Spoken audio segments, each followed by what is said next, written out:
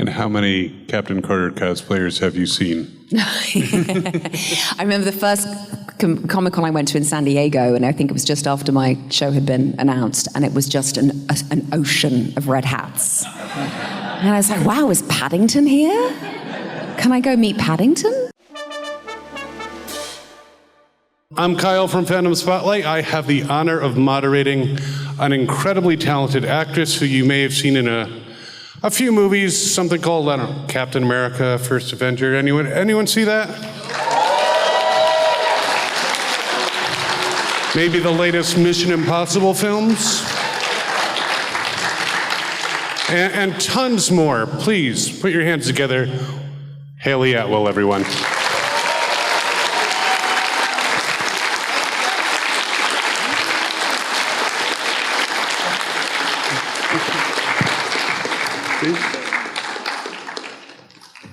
Hi, wow, what a crowd.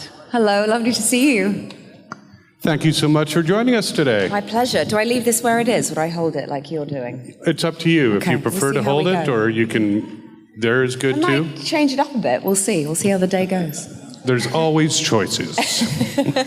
So first of all, how are you enjoying the con? Very well. I mean, I've been to a few of them, and what I love about them is my background's in theatre, and you're used to having the experience of seeing your audiences live every night. Like, you guys come to watch us, but we can see you if you're in front of us. So you get a sense of who we're telling the story to, and how we have to change the story every night to make sure that the audience are with you. But in film, you don't get to do that. So coming to a con, I get to see actual human beings and go, oh, these are the people that are watching the movies. This is so nice. So it's always a pleasure to come to them. Have you ever gone to a theater to watch one of your movies to watch the crowd and how they reacted? Well, with the last Mission Impossible film, because notoriously there's no script, and so you make them and you do various different versions of the scene, and you kind of in part make it up as you go along, and you're given dialogue very last minute. But they continue to edit in the same way. So they edit right up until they have to deliver the film. So I didn't see the movie until it was seeing it with a real audience. And we happened to be in Japan. So seeing it in Tokyo for the first time with a predominantly Japanese audience, that's when you kind of get a real sense of what the world thinks of the film. And, so it's quite a baptism of fire, like seeing your work up there, but you're seeing it so exposed to people. And luckily it was really fun watching people on the edge of their seats for pretty much the whole film and going, I think people like it. That is awesome. Plus having fans worldwide is great, and having people all over the world look up to your characters and, use them as role models. Yeah, I mean, I've loved film since I was a little girl, like I'm sure most people here. Films and storytelling, for me, they're the heart of community and the heart of civilization. They're the importance of having stories that we can discuss and find cathartic or inspiring or provocative or stimulating and get to talk to with our friends and family. It was so important for me growing up that I saw films where I felt myself represented or felt like there were stories that I related to on some level. And so I knew that going into this profession, I'd get to carry on that experience of connecting with people through storytelling. But I think also, and Tom Cruise talks about this a lot, he doesn't believe there's sort of highbrow and lowbrow. He doesn't believe that film for one particular demographic. They should be for everyone, and there should be something in it for everyone to enjoy. And I think these big franchise films that I've found myself a part of, with Marvel and with Mission, is really a love letter to commercial filmmaking of big spectacles that the whole family can come and see and enjoy and take something from. So there's an accessibility, I think, in these movies, which is that I felt so enriched by, I think, because I've been doing Marvel now, have been involved in the franchise, I think, since, some of you guys might know better than I do, but I think like maybe 15 years or something. And so, I've kind of grown up with Peggy Carter as much as audiences who've enjoyed watching her have. And that's really, it's a really sweet thing. Very nice. And we've loved watching the various iterations of your character. You mentioned watching films when you were younger. Who were the characters that you really identified with, who inspired you? Oh, that's a great question. I liked all genre of film. When I was a kid, there would be I grew up in London, and my parents really loved film and they loved theatre, and they kind of let me see everything, which is very bad.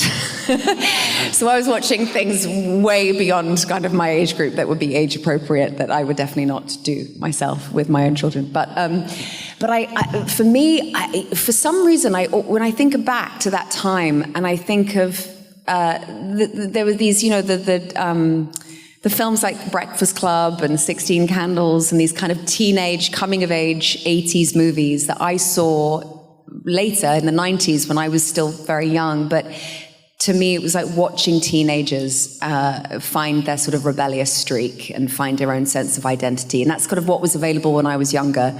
But I also, in terms of who I found inspiring, I went back to the classics. I went back to Katharine Hepburn in Bringing Up Baby, and Bette Davis in All About Eve, and His Girl Friday, and these female characters that I felt were written in the golden age of Hollywood with so much wit and sort of intelligence, and had this beautiful kind of classic femininity, but a real rapport and charisma with their male co-stars. And seeing like people like Grace Kelly and holding their own with these incredible male figures and these kind of Hollywood legends of the time, I just felt, who are these sort of demigods on our screen that look exquisite, but also just seem to have this remarkable speed of dialogue. And I love that. Just that wit between them. And I also loved kind of the heist movies of the 70s. When I was doing Mission Impossible, Tom Cruise talks about he watches a movie a day, and I believe it. I mean, he fits that into his schedule as well as lots of other things. But he really is a fan of film as much as he enjoys being in them. And so we watch things like What's Up, Doc together, Barbra Streisand. Paper Moon was a big one for me as well, and that was a film that I rewatched again recently. And the charm, again, between the two main stars in it, Tatum O'Neal and her dad. I mean, just such incredible chemistry. And also just the kind of storytelling that has a really clear arc, and it's heartfelt, and it's pure cinema, and it feels it was made for a time to be accessible to everyone. So it kind of gives you a few ideas. But then I kind of love the crazy subversive genre of something like the Rocky Horror Show, which I saw way too young. And I would walk around my living room with my mum, and I'd be singing "I'm Just a Sweet Transvestite" at the age of 7. And she was like, "Okay, you go, girl." I'm like, "Yes." I had no idea what this movie meant, but I loved I love how camp it was, and how kitsch it was, and subversive it was, and a real play on B-movies. And I love the story of it being an absolute bomb at the box office and then having a cult following. And I think, again, it's an example of many movies that can come out and just, for whatever reason, they don't hit the mainstream, but then there is enough people that follow them, that take them into their hearts, they become beloved moments in culture that then have this long, long life way beyond the time in which they were filmed. I just find the kind of the trivia around filmmaking and the history and the stories around things, how difficult things were to get made, how happy accidents turned films that had done badly into huge sensations globally, or maybe many, many years after they were made. That's all part of the kind of the glamour behind it all. Well, I just want to remind people, do not throw any toast, do not throw any rice. This is not Rocky Horror. And when you're talking about Tom Cruise watching a movie a day, I can almost see him like hanging off of a building, and it's like, oh, we got it set for 5. Oh, I'm going to just watch on my phone this movie here. Now, there is a microphone right here, so if you guys have questions, please line up there. I have questions. I mean, honestly, I could do this all day. And while they are getting lined up, I just wanted to ask, how do you feel about Peggy Carter's evolution? You were a intelligence captain in World War II. You turned into one of the founding members of S.H.I.E.L.D. Then in the What If, you became Captain Carter, what do you feel about the different iterations, and how do you actually play them a little bit differently? It's a great question. When I auditioned for the First Avenger, I remember that the director was just we did the various different scenes, and I had to learn some unarmed combat to see, because of how quickly I could sort of load and unload a gun, and learn a choreographed fight sequence, and just how comfortable I was within my body in terms of her physicality and what would be asked of me. And I think I'm a classically trained actor, so for me what that means is during my degree at university in drama school, it was to find a way of being versatile to adapt to whatever tone I was auditioning for.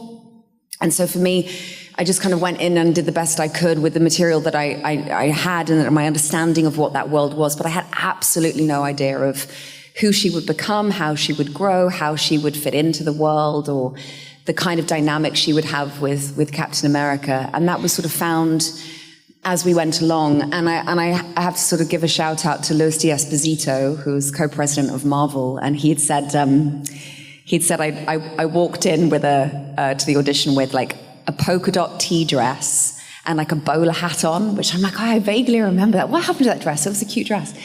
And like a pair of brogues. And he was just like, who's this cute little English actress straight out of drama school? And I was just wide-eyed and, just showed up to kind of do the best that I could. And then I think now back, I look at it with such nostalgia and fondness that we have all these years later that, what Marvel became after that point, with this, especially the sort of with what Iron Man had done and how it kind of relaunched this new chapter in Marvel history, and it kind of an explosion of its success of the introduction again of all these characters and reintroduction of some of them, and what they did so brilliantly in that time. And I was just incredibly fortunate to be there at the beginning of that chapter in Marvel's history. And it's not really until I get to meet fans who have followed Marvel and know the intricate details of the metaverse and can explain things to me that I don't understand, that I see sort of how much it's captured the cultural consciousness of so many fans globally, and how it's also brought people together. I've loved going to conventions and meeting groups of people who've become friends through their shared love of the comics or the stories or the characters. I think that's just such a dear and precious way that you can form community and friendships through your shared love of a particular kind of storytelling. It talks to me about sort of the importance of storytelling again within our society, and the bringing together of people through our love of the themes of a lot of these stories talk about, which is modern day mythology to me. It's very, the stakes could not be higher. It's about what does it mean to be a hero, and what is the cost of that in the world, and what are the dark forces that we're facing, and what are the values that we're trying to fight for and keep alive? These are very old, mythical, kind of ancient Greek ideas, really. They're also classic. I just did a play in the West End doing Shakespeare's Much Ado About Nothing, and I played Beatrice to Tom Hiddleston's Benedict. So here we have another Marvel character in there that loves theatre as much as I do. But we talked about, here we are as Shakespeare actors, but also Marvel actors, and he shares the feeling that the themes of which classical theatre talks about are also the themes that we love about modern day myths within the superhero world. And they're told through this particular kind of medium and genre. But I think what Marvel does brilliantly is just to cast actors who are really passionate about these stories and really respect the audiences and respect the fans and appreciate the loyalty that the fans have shared with us. So, thank you. And we're glad to have you as part of our community. Am I right, guys? Oh.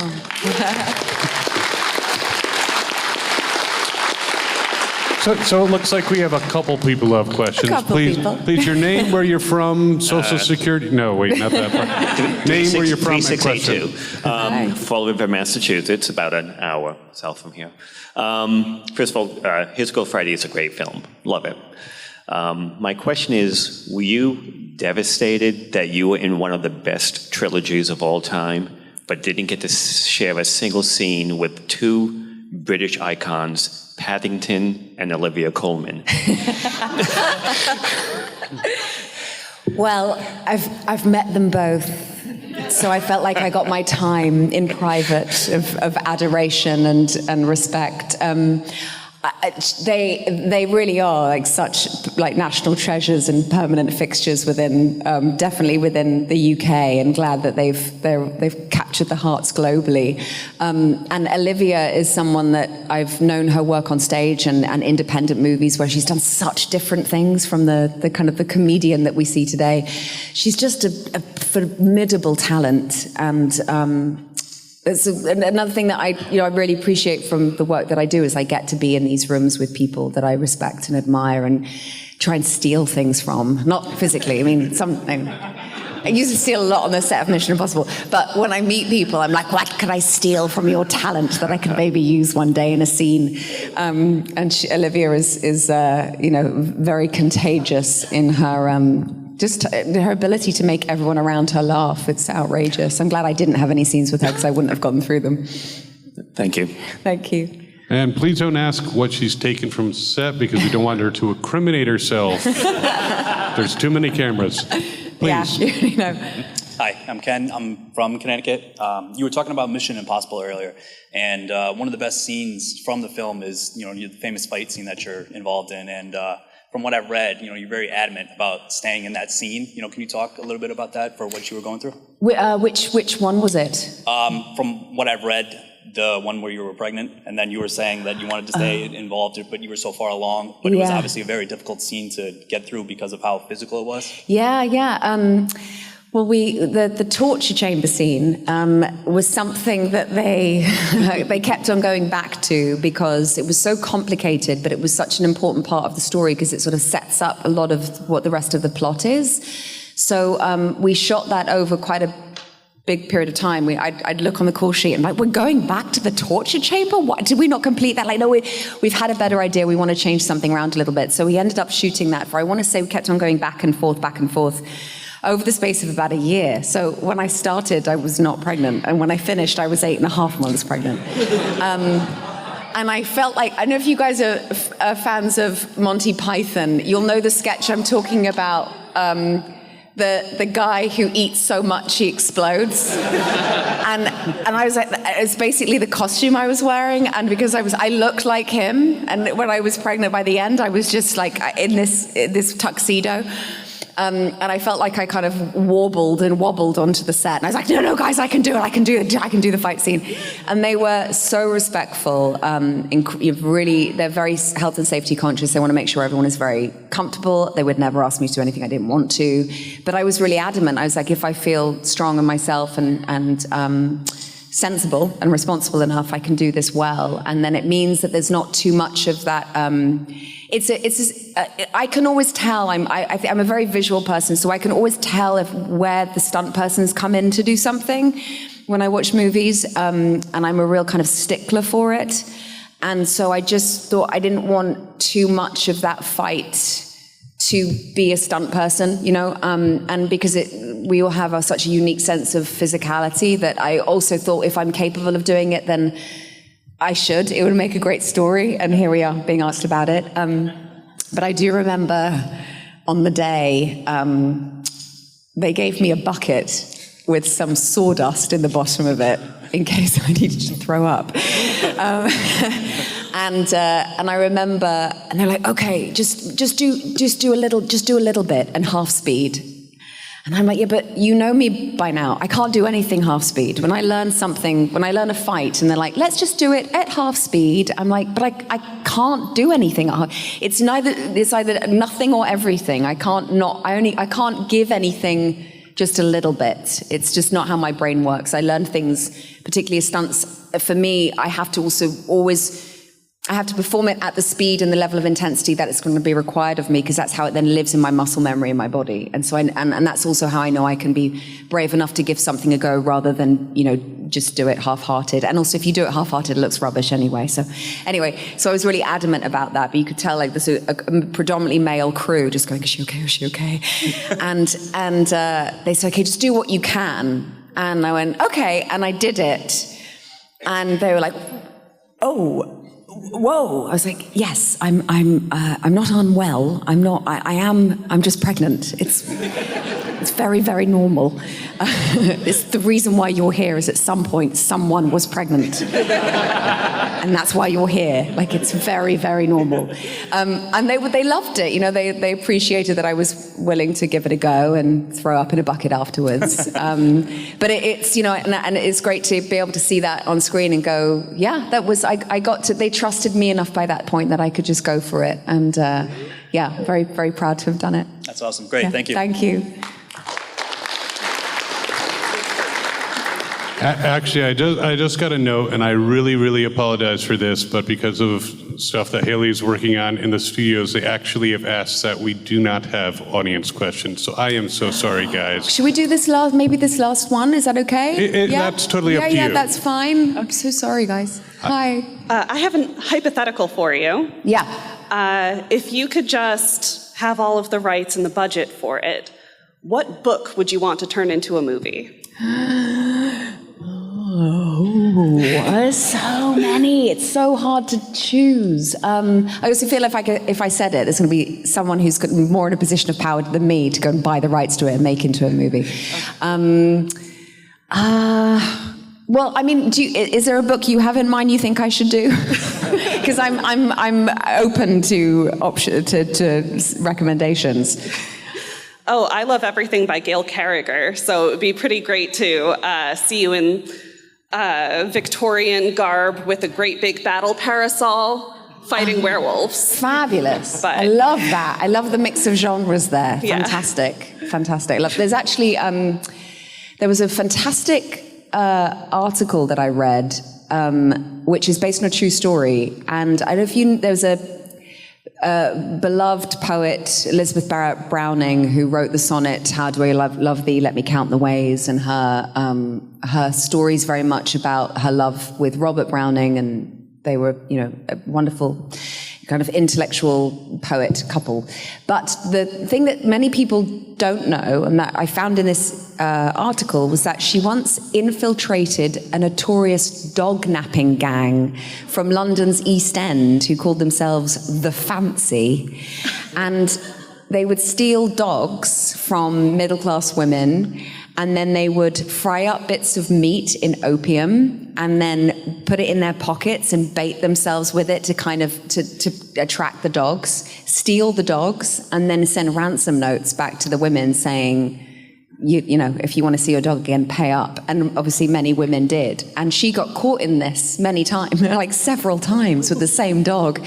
And eventually she had to just go down and find the gang, and sort of just with the power of her, you know, spoken word, because she was such a poet, she was able to win her dog back. But I just thought, what a great, crazy idea of having this kind of beloved, you know, quite well-to-do poet going to infiltrate a dog napping gang. I think that'd be quite a fun story. That would be great. Thank you. Thank you. That is very cool. Yeah, again, I'm sorry. I wish we could take more audience questions, but, you know, I don't want to mess with her career, you know, the contracts. I didn't ask for that, by the way, guys. I don't know where this has come from, but sorry about that. Well, this is what I was told. But as far as books that I could see you actually play a character, is anyone familiar with Honor Harrington? Anyone know about that? A few of you?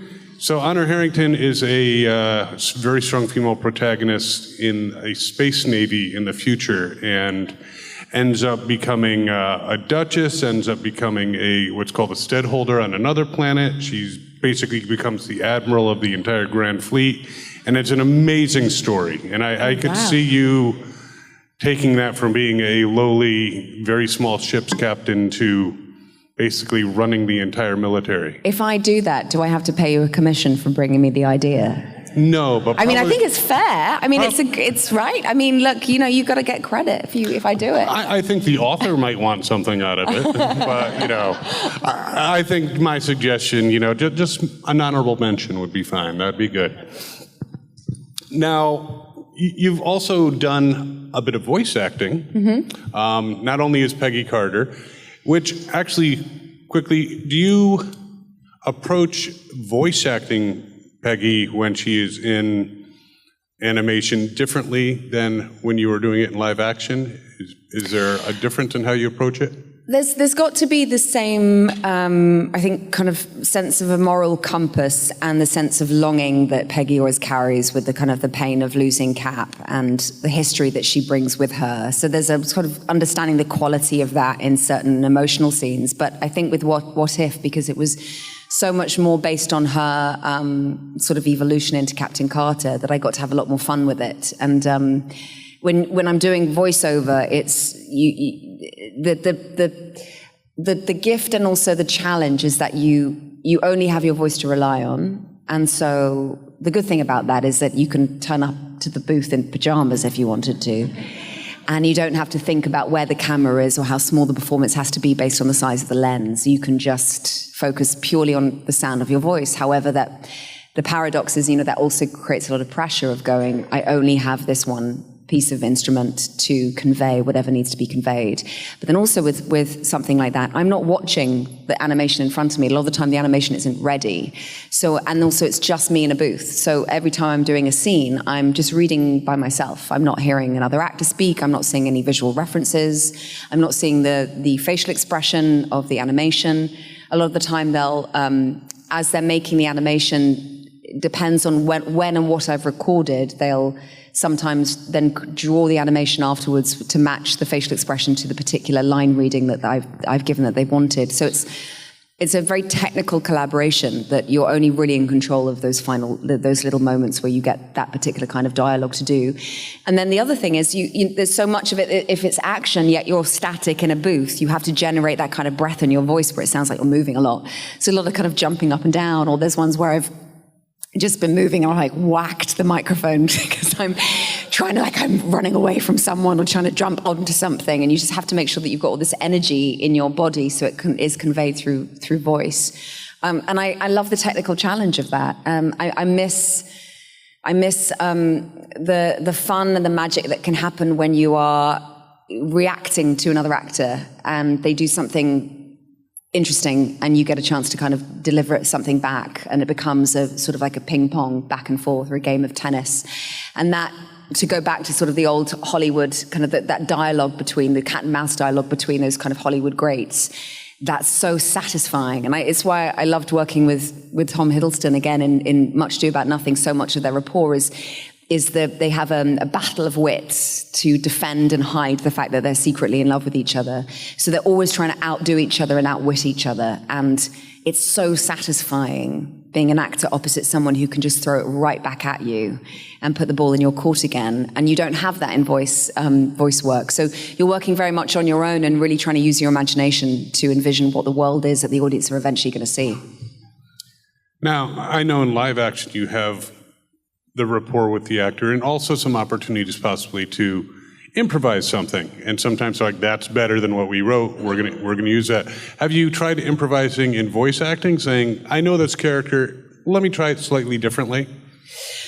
Well, not really. I think I think for me, a lot of the work that I did, especially coming out of drama school, was about the importance of the writer and the text. Especially in theatre, it's so much about the quality of the writing, and then the actor interprets and determines, kind of makes choices based on the material that they're given. So I think I'd always want to respect the writer. I can certainly, if there's a glitch or a struggle that we're having with the scene, or a scene's not quite working, I'll suggest something, or I'll naturally feel that there could be something I can add to it, as long as it's within the world that we've already created. And knowing eventually, anything with film and voice work, it's really a director and an editor's medium. You don't know how it's going to be edited, and when you're on the stage, you are fully in control. So everything that is said in the moment, and you can't go back on. You have to be the editor, you have to be the director, as well as the performer. So I feel like with voice work, I'm really just very mindful that this has first of all come through the incredible hard work and talent of the writer. And so if I was going to improvise, it's always going to be an open dialogue about what serves the writing best. Excellent. And you've also worked in the television genre plus movies, which can be a little bit different in the way that they work. Movies, obviously, you have a longer time to work on it. Television's usually more of a deadline. Which format do you find more challenging? I think the format isn't so much as challenging as it's a case-by-case situation. I did an adaptation of Howard's End that was adapted by Kenny Lonergan, and he writes so specifically that he'll come and he go, "You've missed out the comma in that line delivery," and you're like, "Oh, wow." And he can hit, because he writes dialogue as if it was music, a musical score and a rhythm. And then there were certain scenes where the script would be, one page would be my dialogue and the other page would be the other person's dialogue, because there'd be so many interruptions that he might as well write us both like monologues and that we just kind of speak over each other. And that carries its own kind of challenge, but it's very then different to something like Mission that has no script. It has ideas and it has process and it has big set pieces of where it needs to land, and obviously the formula of an action spy adventure that's got to meet certain points within the story. But beyond that, they're kind of, you're throwing out ideas every day and seeing what sticks. And so it's not so much like which one do I find more challenging, because they're all so different, because they're all, of course, made up by different groups of creative teams that work in a particularly unique way. I would say that the through line for that, for me, is that to be adaptable to whatever story it is you're telling within the rules and the world of that story is really important as an actor, and really important to develop range so that you are capable of going in and doing lots of different things, or knowing that that I can work with a very strong set text within like the iambic pentameter of Shakespeare, or the very specificity of Kenny Lonergan, who honors the comma, versus then someone like Chris McQuarrie, who didn't have a character in mind but wanted to work with me, and so thought, well, I'll create the character around the things that you do naturally every day, and then I'll shape the character through what I can see you doing. So then I'm like, well, okay, I have to be then totally open and malleable to his process, and that takes a lot of trust in the people that I'm working with. So I'd say like the challenge really is to be adaptable, to be able to do it all, because I'm very greedy and I want to do lots of different things. Definitely. And you're talking about the adaptability. I have to ask, with Mission Impossible, you had to evolve your character through the course of the movies, from being this, super talented spy, thief type person to actually changing allegiances and becoming an IMF agent. How did you approach that evolution of that character? It feels like for her, the first one it's essentially a metaphor for Hayley Atwell trying to get out of a Mission Impossible film. Like my character was just constantly trying to get away from him, or undermining him, or undercutting him. And that's where the tension was. Some people are like, why can't you just stay with him? Like, you're being so annoying. Like, because if I did what he said, there would be no story. Like, you have to start from somewhere and end something different to have an arc. And so, and also the idea, how many times have we seen sort of like, okay, you're the token woman beside the guy, and you're going to run with him and smile when he wants you to smile, and be the object of desire for him, and so we were trying within the confines of something what is very conventional to have a character also that wasn't driven by a romantic agenda too, which we often see so obviously in films like that, where male and female are paired together. And I found that was quite interesting, because I think there is something in those films that really lends itself to the power of platonic love and a team spirit that's based on respect and companionship, and also being together working for a common cause. So it's not just here's an object of desire, how does he get her at the end of it, but she's working out, how do I go from someone who has been clearly so terrified and hurt by the world that they've had to shut themselves off from being part of anything, and who's a lone wolf and doesn't trust anyone, to someone who actually understands the cost of caring, which is that as soon as you care about someone, you have that human sense of belonging, which is so important to our own survival and sense of well-being. But then the cost is, well, the danger of losing that, losing ourselves or losing them. or hurting them or harming them in some way. And so that felt a bit like the kind of emotional journey she goes on a little bit. Not to sound too sort of like kind of intellectual about it, because it was still me just running away from Tom Cruise and then saying like, sorry, I trust you now. Can I be one of the team? So that's it in a nutshell. But it was, you know, I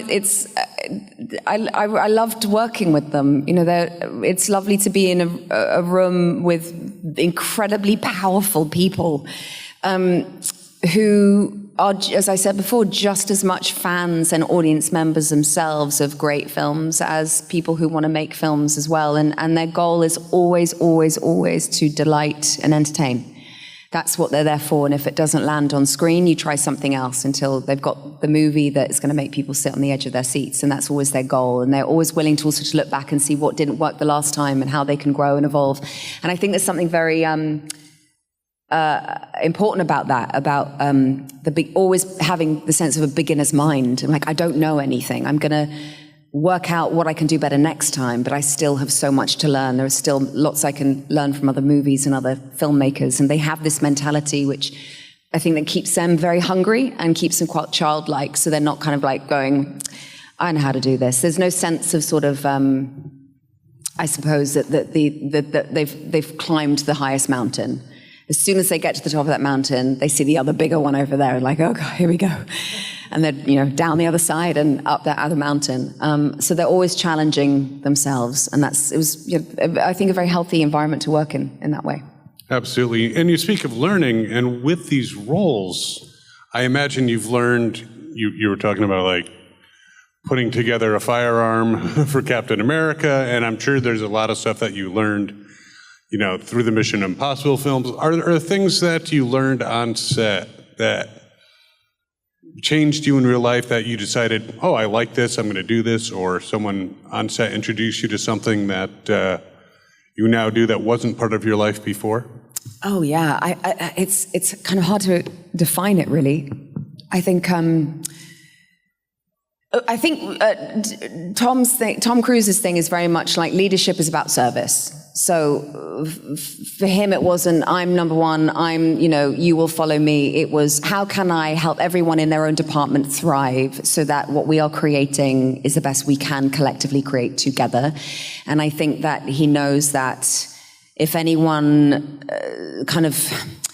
doesn't feel that, they're not going to know exactly how to bring that much to what they're doing, and also to feel proud of what they're doing. And I think maybe before I was working on Mission, it was a very strong sense of sort of the craft of acting, whereas then working with a team as big as Mission, I'm getting a sense of what each department does differently, and it's huge. The amount of people that are involved in any kind of movie. And I think when I was younger, if I'd known what the other departments that existed, I probably would have pursued that as well. Like, you know, focus pulling and camera operator and prop master and locations manager and down to catering and to do costume and makeup and hair and obviously the visual ones, but also all the things that go behind the scenes that make something work.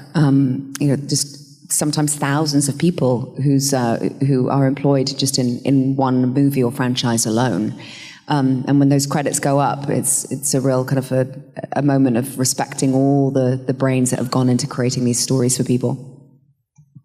Very good, very good. Now, I do want to kind of change gears and talk about conventions, because you've been doing a few of them.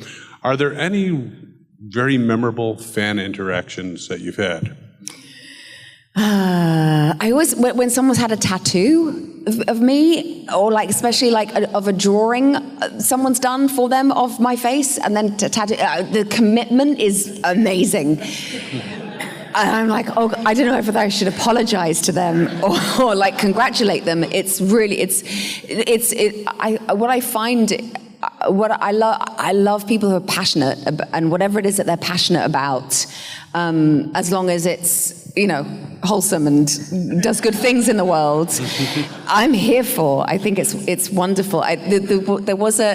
There was a thing that I used to do at the end of conventions, because often I'd find that it would be in towns I hadn't been to before. I really got into escape rooms I still am so much crazy for them. And I'm a real nerd for escape rooms, and I feel like I've shared that with quite a few people at conventions as well. I'm like, oh, you're my people too. Like the puzzles and games and with story behind them, I think is so fun. So I feel like I'm an audience member there as well. But I also know meeting kids as well who have been called after my character's name, or the tagline, I know my value, seems to have landed with a lot of people, and how that has they've taken that into their lives in some way. It's beautiful. You know, I'm an actor for hire. I'm not someone who I'm a custodian of this role. I don't identify with her outside of, you know, what I have been asked and invited to become part of. And outside of my playing of her, she really exists in the minds of people whose whatever she says or does resonate in some way. So I think for me, it's also like hearing the stories back from people at conventions about what elements of this character or this franchise or this world has done for people. And like I said before, it's brought people together, and it's through stories we get to kind of play out our own ideas about who we are as people and what matters to us, and who we care about, what we're fighting for.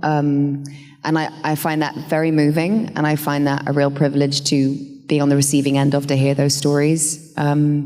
And, you know, so it's the reason why I'm here today, and I'm so grateful that I get to do what I love. I love my job, but the real gift is being able to then meet people who connect with it in some way and have their own experience of it. They go, yeah, that's me too. That's what I feel. That's what I believe, or that challenged me in some way. And then for me, the world gets a little bit more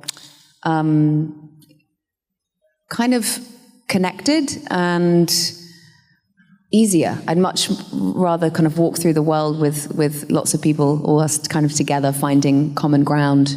It makes life more meaningful. And how many Captain Carter cosplayers have you seen? I remember the first Comic-Con I went to in San Diego, and I think it was just after my show had been announced, and it was just an ocean of red hats. And I was like, wow, is Paddington here? Can I go meet Paddington? Yeah, and that was, you know, and I can see a red hat here and other outfits as Peggy, and it's fantastic. I mean, it's just like, this is, you know, these are important characters for people's lives, and as they, you know, it's wonderful to have facilitated that in some way, in my own small way. Well, yeah, I've seen quite a few, and of course there's some, you know, that Captain America guy, whoever, you know, he's kind of a minor role in your journey. Speaking of your journey, are there any projects coming up that you can discuss? Do you know what? I'm having a lovely summer doing nothing. Thank you. Thank you.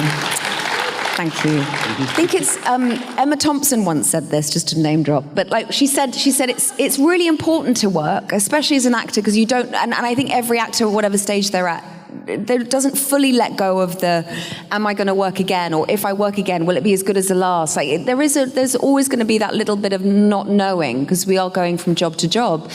But she said it's really important to work, but she said it's also equally important not to work. And to have that downtime, to be in the world, not associated with an element of performance, but to be expanding your own interests and escape room missions. And, you know, reading and doing very little, I think, and how meaningful it is to be very just everyday, ordinary life, and you know, life itself is enough.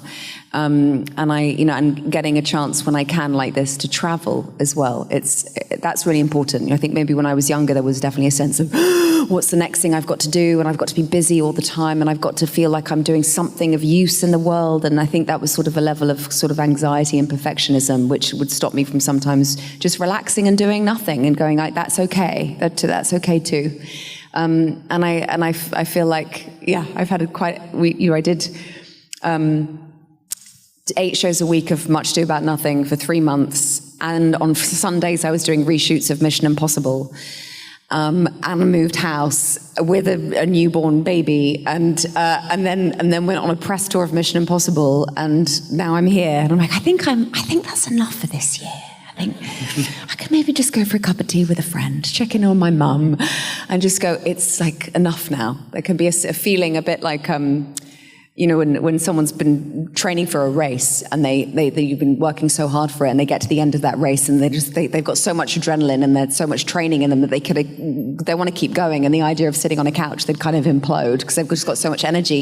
And I think a lot of these big franchises, you know, they do take a lot, they're adrenalizing, and they are exposed to the world in a level where you feel like you get a lot of energy back from people watching it. So it's important to have that downtime where the nervous system settles a little bit, and you can empty yourself of all of the noise so that then you have a little bit more to offer, hopefully, the next job you get, if and when that ever happens. I don't know. Who knows? I know. Well, everything that you have done on screen that we've seen has definitely energized these people, made their lives a bit better. I want to thank you for spending this time with us, and everybody, please give it up for Hayley Atwell. Thank you very much. Thank you. Thank you. Visit her at her table. I'm sure she has some other stories that she can tell. Thank you so much. I go where I want to go, and I watch what I want to watch, which is Fandom Spotlight. You should watch more. Have fun and follow your fandom, bub.